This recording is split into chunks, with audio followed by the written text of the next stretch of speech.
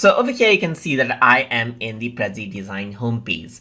And another format that you can actually upload out in Prezi Design is PDF as well. So to do that, on the right hand side, you can see that convert PPT PDF and our doc file is an option. So if you were to click on this, then what happens is that it opens up another window where you will have an option to upload out a file. So I'm going to click on upload a file right here, and on my desktop here you can see that there's a PDF which I'm going to click on open, and what happens is that it opens out that PPT file and loads it, it opens out that PDF file and opens it out over here, as you can see. So it loads it out as a Prezi Design file, and you can work around with different elements, and in case of text, of course, you can edit that out as well. And that's how you can also upload out PDF files and then edit them inside of Prezi Design.